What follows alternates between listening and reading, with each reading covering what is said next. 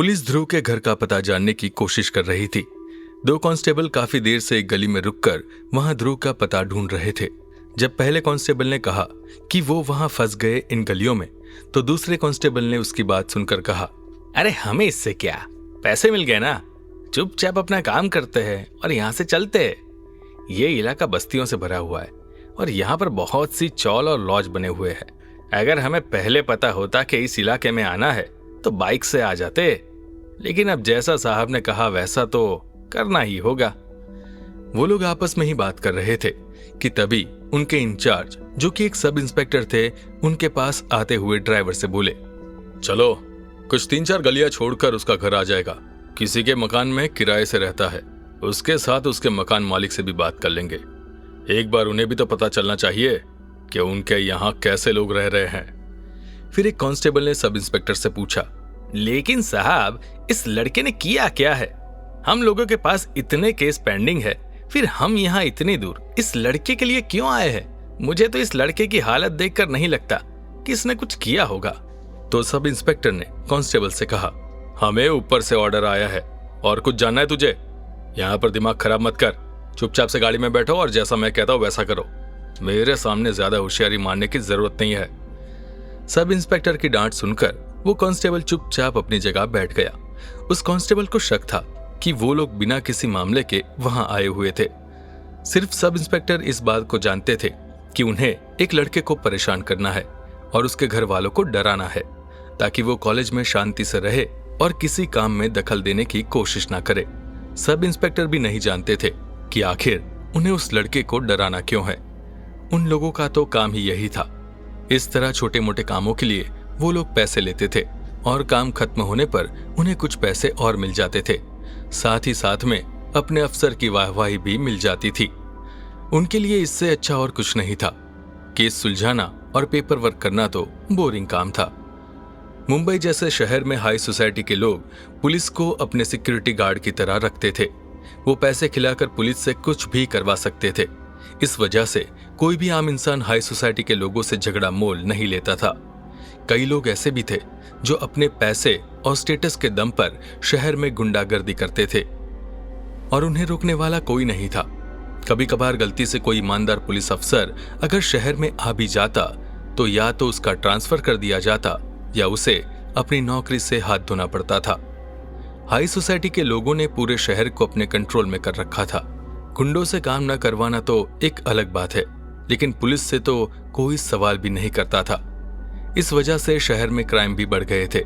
चोरी, डकैती, हत्या, लूटपाट, इन सब मामलों को रोकने के लिए पुलिस सही से काम ही नहीं कर रही थी।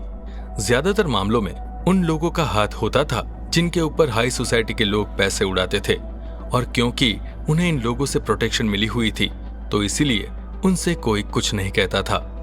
जब कभी कोई बड़ा केस आता और मीडिया में हाईलाइट होता था तो उस पर पुलिस को एक्शन लेना पड़ता था, लेकिन उनके अलावा सभी छोटे मोटे केस फाइलों के नीचे दबकर कहीं गायब हो जाते थे। शहर में रहने वाले लोगों को इसकी आदत पड़ चुकी थी। उनके लिए तो बस अपने लिए गुजारा कर पाना ही सबसे बड़ा संघर्ष था। किसी को न्याय और सच्चाई की परवाह नहीं थी। आम इंसान बस अपनी जरूरतों को पूरा कर ले, उसके लिए वही बहुत था। किसी भी नेता की हिम्मत नहीं होती थी कि इस बारे में कुछ कहे, क्योंकि इससे उसकी कुर्सी खतरे में पड़ सकती थी। पुलिस वाले फिर अपनी गाड़ी में बैठे और ध्रुव के घर की तरफ निकल गए। अभी वो कुछ दूर ही गए थे कि तभी उन्हें अपने बड़े अधिकारी का फोन आता है। सब इंस्पेक्टर ने तुरंत फोन उठाया और कहा, सर हम कुछ देर में उस एड्रेस पर पहुंच रहे हैं, जो भी वहां होगा हम उसकी रिपोर्ट आपको दे देंगे। तो पुलिस ऑफिसर ने दूसरी तरफ से कहा, अरे बेवकूफ, तुम जानते हो तुम किसके घर जा रहे हो? किसने तुम्हें ये काम दिया? मुझे उसका नाम बताओ और ये भी बताओ कि तुमने कितने पैसे खाए हैं। अपने सीनियर की बात सुनकर सब इंस्पेक्टर थोड़ा हैरान हो जाता है। उसे तो ऊपर से ऑर्डर आया था, इसलिए उसे पता नहीं था कि ये काम किसने और क्यों दिया था। सब इंस्पेक्टर ने अपने इंचार्ज का नाम लेते हुए कहा, सर हमें तो ऑर्डर डीएसपी ऑफिस से आया था, क्या कोई गलती हो गई है? तो पुलिस अफसर ने कहा, अपनी गाड़ी को मोड़ो और वहां से चुपचाप चले जाओ, मैं डीएसपी ऑफिस में बात कर लूंगा। ध्यान रहे आगे कभी ऐसा कोई भी ऑर्डर आए तो तुम मुझसे बगैर पूछे नहीं जाओगे। ये बात सुनकर सब इंस्पेक्टर हैरान हो गया कि आखिर अचानक ऐसा क्या हो गया कि उन्हें वापस जाने के लिए कहा जा रहा है। उसने ड्राइवर से गाड़ी वापस घुमाने के लिए कहा। बाकी के सभी कांस्टेबल भी हैरान हो गए और अब सब इंस्पेक्टर से पूछने लगे कि आखिर उन्हें वापस जाने के लिए क्यों कहा गया। लेकिन सब इंस्पेक्टर के पास इसका कोई जवाब नहीं था, क्योंकि वो खुद नहीं जानता था कि आखिर ये हो क्या रहा है। वहीं कमिश्नर से बात करने के बाद ऑफिस में शिवानी और सिक्योरिटी टीम को राहत मिली थी। उन्हें नहीं पता था कि आखिर पुलिस की टीम को ध्रुव के घर की तरफ किसने डिस्पैच किया और क्यों। लेकिन ऐन मौके पर उन्होंने कमिश्नर को कॉल करके बात को वहीं खत्म करवा दिया। शिवानी जिस सिक्योरिटी कंपनी में काम करती थी, उनका कांटेक्ट मुंबई पुलिस के हर छोटे बड़े अधिकारी से था। क्योंकि वो एक सिक्योरिटी कंपनी में काम करती थी, इसलिए उसकी पुलिस वालों से अच्छी जान पहचान थी। शहर में कई ऐसे बड़े लोग थे जिनकी सिक्योरिटी के लिए उनकी कंपनी को हायर किया जाता था, इसलिए उन्हें हर सिचुएशन को हैंडल करना अच्छे से आता था।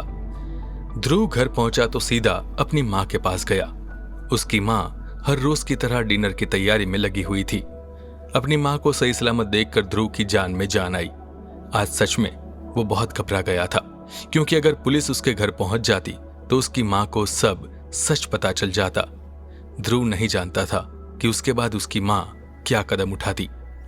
अपनी माँ से कुछ देर बात करने के बाद ध्रुव अपने कमरे में चला गया और फिर उसने शिवानी को तुरंत कॉल लगाया।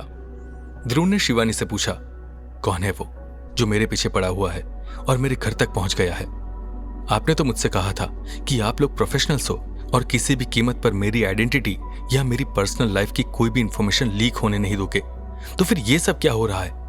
मैं जानना चाहता हूं कि इतना बड़ा सिक्योरिटी ब्रीच कैसे हुआ। ध्रुव की बात सुनकर शिवानी ने उसे शांत करते हुए कहा, ध्रुव शांत हो जाओ। आई एम सॉरी कि हम लोग पहले इस सिचुएशन को हैंडल नहीं कर पाए, लेकिन मैं तुमसे वादा करती हूँ कि आज के बाद तुम्हें कभी भी इस बारे में परेशान नहीं होना पड़ेगा।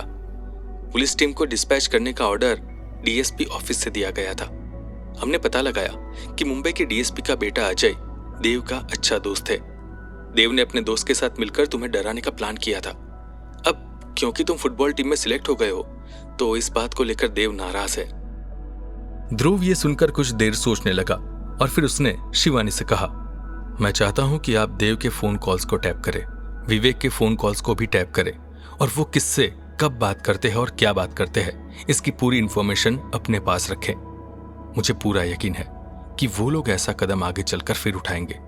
हम हर बार लास्ट मिनट एडजस्टमेंट करके खुद को नहीं बचा सकते। हमें पहले से उनके हर मूवमेंट पर नजर रखनी होगी। हमें पता होना चाहिए कि वो लोग क्या करने वाले हैं। ध्रुव की बात शिवानी ने बड़े ध्यान से सुनी और उसके बाद उसने कुछ देर इस बारे में सोचा। किसी का फोन टैप करने का अधिकार सिर्फ गवर्नमेंट को ही था। कोई भी प्राइवेट कंपनी ऐसा कुछ नहीं कर सकती थी, लेकिन कई ऐसी सिक्योरिटी कंपनीज थी जो अपने क्लाइंट्स के कहने पर फोन टैप करती थी। वो ऐसा सीक्रेट सॉफ्टवेयर्स और हैकर्स की मदद से करते थे, ताकि गलती से भी गवर्नमेंट अथॉरिटीज को इस बारे में भनक भी ना लगे। अगर ऐसा करते किसी कंपनी को पकड़ लिया जाए तो उस पर क्रिमिनल केस हो सकता था। फिर शिवानी ने ध्रुव से कहा, हम ऐसा कर सकते हैं ध्रुव, लेकिन इस सब में बहुत रिस्क है। तुम और हम सभी इसमें फंस सकते हैं। हम विवेक और देव की हर मूवमेंट पर नजर तो रख सकते हैं, लेकिन उनके फोन को टैप नहीं कर सकते। अगर हमने ऐसा किया और गलती से भी किसी को इस बारे में पता चल गया तो हम बुरी तरह से फंस जाएंगे। शिवानी की बात सुनकर ध्रुव फिर एक बार और सोचने लगता है कि आगे क्या किया जाए। उसे समझ आ गया था कि फोन टैप करने में कोई समझदारी नहीं थी। उन्हें कोई और तरीका ढूंढना होगा जिससे ध्रुव को अपने दुश्मनों के बारे में हर चीज पता रहे। ध्रुव ने एक लंबी सांस लेते हुए कहा, मैं टेंशन में आ गया था, इसलिए मैंने इस बारे में ध्यान से नहीं सोचा। अभी के लिए हम उन सब लोगों पर नजर रख सकते हैं जो हमारे खिलाफ है। हमें यह काम थोड़ा और ध्यान से करना होगा। खैर, आप लोगों का बहुत शुक्रिया कि ऐन मौके पर आपने मुझे बचा लिया। तो शिवानी ने कहा, इसकी कोई जरूरत नहीं है ध्रुव, ये हमारा काम है और तुम हमारे स्पेशल क्लाइंट हो, इसलिए हम हर रिसोर्सेज का इस्तेमाल कर सकते हैं। इतना कहकर शिवानी ने फोन रख दिया। उस रात ध्रुव को नींद नहीं आई। उसके मन में बस एक ही ख्याल घूम रहा था कि उसकी सच्चाई जानने के बाद उसकी माँ उसके साथ में रहेगी। क्या नीरज उसके साथ रहेगा? क्या होगा जब ध्रुव की असलियत सभी को पता चल जाएगी? ध्रुव अच्छे से जानता था कि जब भी ऐसा होगा तो उसकी जिंदगी से बहुत से लोग दूर हो जाएंगे। ध्रुव अपनों से झूठ कह रहा था और झूठ को छुपाने के लिए उसने कई और झूठ बोले थे। लीडर की पोजीशन के लिए अब उसकी जान को भी खतरा हो चुका था। आज के इंसिडेंट के बाद ध्रुव एक बात अच्छे से समझ गया था कि आगे चलकर उसके साथ कुछ भी हो सकता था। ध्रुव ने सोच लिया था अब वो और ज्यादा सतर्क रहेगा। एक छोटी सी लापरवाही भी उसके अपनों पर भारी पड़ सकती थी। उसे अपनी तरफ से पूरी कोशिश करनी होगी, उसकी वजह से किसी को भी नुकसान ना पहुंचे। अगर ऐसा कुछ भी हुआ तो ध्रुव अपने आप को कभी माफ नहीं कर पाएगा। लीडर बनना तो आसान था, लेकिन उसके लिए बहुत सी चीजें कुर्बान करनी पड़ती है।